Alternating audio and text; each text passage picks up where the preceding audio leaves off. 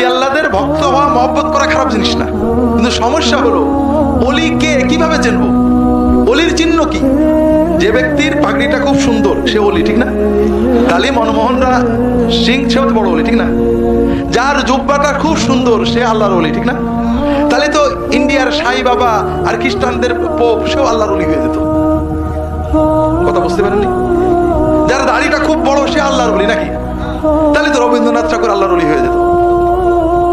কথা বোঝেননি?